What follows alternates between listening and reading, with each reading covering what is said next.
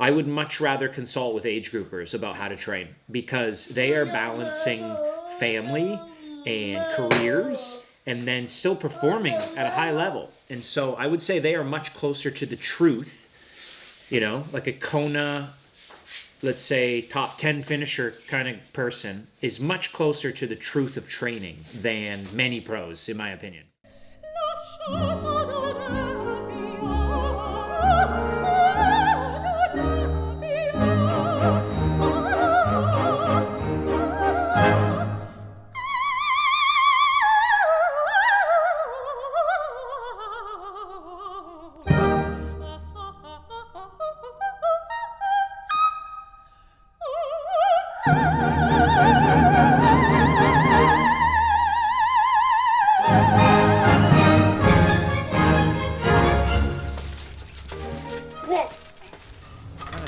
I needed something from Whole Foods. So. Are you taking an actual recovery day today? I would take today completely off actually, but I'm doing a swim test tomorrow, and swimming is kind of a rhythm-based thing, so I will do a little 2K swim just to feel the water. But otherwise, I'm taking a complete off day. You know how many off days I took last year leading into Oceanside? 0. Trained. Totally dead. I'm talking miserable existence. Why? Hated my life because I was bought into some idea that that's what it takes. You have to hate your life. You'll adapt eventually. You'll adapt to the misery of training hard and then training light, moderate light on the days you're supposed to recover. You'll adapt over time. And I would disagree wholeheartedly with that philosophy of training. I think that if you're not loving life, I'm talking loving life, I'm talking waking up and being like, damn, I live the dream, this is as good as it gets, then I don't think you'll be the best athlete you can be.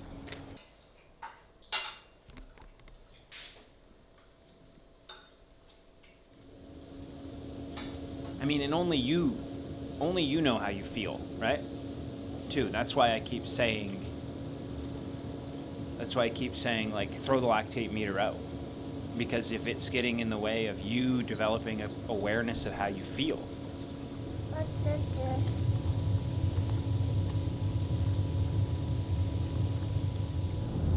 Do you not believe that you were recovering last year? Well, as I've said once before, this season I'm going to coach myself, and I'm going to do it in my way, what I believe to be the right way. Not that there is such thing as a right way, quote unquote, but certainly for myself, I have 15 years of data and experience, so I have a very good sense of what is, quote unquote, the right way for me. And I mean, to answer that question, absolutely not. Had I been actually coaching myself, and had I been actually using my brain, and you'll notice the two are actually go hand in hand, that when you're training like shit, and what does training like shit mean? It means stagnant, no growth, no progression, perhaps even digression. No presence, because I'm so tired all the time, irritable, and just not really having fun. But, you always justify it in those moments that, this is what it takes, and this is commitment, and blah, blah, blah. And it's like, now that my brain is functioning again, I wholeheartedly disagree that that's what it takes. I believe, in fact, that those are all signs and signals that you are doing it incorrectly, because I believe in order to achieve your very best, it's a holistic process. You have to enjoy doing what you're doing. You have to be coming into sessions so energetic and motivated that in order to provide an adequate stimulus for change.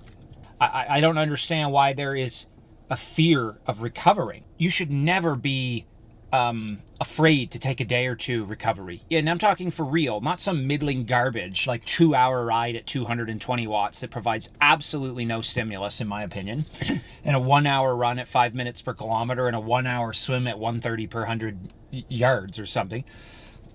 Absolute waste of time. You'd be better off just recovering and then come back a day or two from now and be motivated and excited to smash it and provide an adequate stimulus for change. And from now on, I won't be insecure about doing that.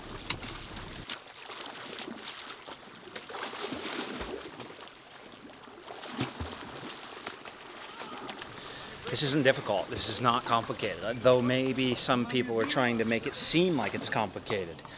Training is not complicated. Provide stimulus, recover from stimulus, get better. Otherwise, what do you do? You're exercising. You know, I mean, exercise is cool. It's good for you. It's great. You're not training. So, I mean, if you can't answer that, if you can't answer if you're getting better or not, then something's wrong. You should be able to answer that. Well, exercise is good for you, but like I don't get paid to exercise. I'm not out here just trying to exercise. You know what I mean? Like this is about perform. It's about winning, really. That's all it's about. At this, you know, at the professional level, it's about winning. And so, if you want to burn calories, then that's cool. You know, it's awesome. It's good for you. Great lifestyle. And don't worry about anything. Just do whatever you want. Just come here, swim continuously, ride your bike whenever you want, go up the hill. Don't even measure anything, really. Measure time. Time spent exercising. That's great. But I mean, that's not the business I'm in. I'm in the business of improving. Do you feel like you feared recovering last year? It seemed that I was working on some philosophy of like, you've got to hit a certain total volume. And so I was getting a certain total volume by doing my recovery days, quote unquote, as 4 or 5 hours. And, you know, you can probably get away with that maybe for a little bit, but long term, I certainly couldn't get away with that. I would also argue, you know, some of the younger guys can do that kind of stuff, you know. I trained differently when I was young. You can beat the shit out of yourself when you're younger, you know. It doesn't really matter what you do when you're younger. But certainly at 36, going on 37, like everything matters now, right? I have to eat well now. I have to get good sleep now in order to perform my best. I don't know why that, you know, maybe it's wear and tear on the system or whatever, but so the answer is no. I didn't even think about it. I didn't even question what I was sleepwalking.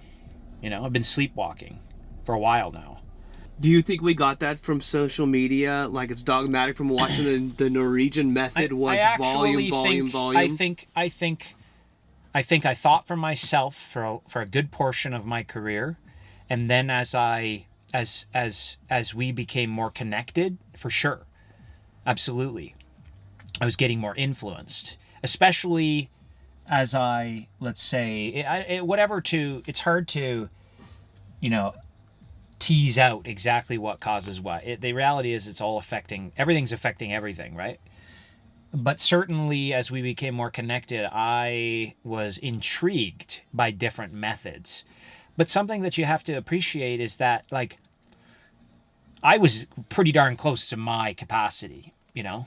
To have led a world championships by default means you were pretty darn close to your capacity. There's not going to be this infinite growth, you know? And so I was pretty darn close. And instead of appreciating that and just making little adjustments, instead I did massive adjustments and massive changes out of whatever. Could be a little bit of influence from others. It could be curiosity. It could be insecurity. It could be a million things. But the beauty of time and experience is at least you can look back and see those behaviors that you were doing and the mistakes you were making and hopefully correct them. And hopefully your career is not over yet. And I can feel and tell that my career is at least not over yet. And so we have time to make corrections. You're making the noise. It will be bad. Oh, this guy's prepping his own food here. Day 25, I think. Sober? DoorDash. 25 days sober. Look at him. 5 days without DoorDash. I quite like the crust, actually. It should be pretty flavorful. Yeah, kind of a cool taste. You eat some homemade pizza. Homemade pizza with, what is this, Boo?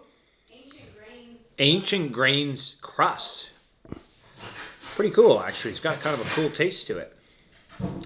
I mean, pizza is probably not the healthiest thing that you could eat, but it's freaking good. I ain't giving it all up. What do we do tonight? Watch something, eh? You want to watch a movie tonight? You want to watch a movie tonight, Levi? Yeah. Okay. Then What do you want to watch? We're going to watch a movie. Blippy. No, we're not watching Blippy. No What more about Blippy. Dinos. Yeah, let's watch something more interesting than that. Than Blippy. Monster trucks? I think I sort of bought into this idea that, like, I have to be miserable and, like, devote every ounce of my waking energy to this. And don't get me wrong, it takes a lot. But I don't think it's adaptive to have it take everything from you. I just don't think you'll be happy. I think you'll hate your life, and you won't get the most out of yourself and your performance. What is everything like? Even I mean, from an if you're age group perspective. sacrificing, age groupers, I think, have a much better perspective than pros. I would much rather consult with age groupers about how to train because they are balancing family and careers and then still performing at a high level. And so I would say they are much closer to the truth, you know, like a Kona, let's say top 10 finisher kind of person is much closer to the truth of training than many pros, in my opinion, because they have boiled it down to what really matters and they've understood how to balance all of these things and still perform well. And I mean, that's the essence of what it takes to reach your potential. Balance and, you know, enjoying your life. And so anyhow, even if that is what it took, then I'm good. You know, if what it takes is me not being present to Levi and hating my life, then I'm good. You know, I don't want to do that. I would much rather do something else. But I just wholeheartedly and know for a fact, because when I did better, I wasn't doing that kind of stuff. And that's what we should be cultivating. That's what I should be cultivating, is a good perspective and enjoyment of life. Because when you're enjoying your life, then you will have the motivation and the strength to train crazy hard when asked to train crazy hard.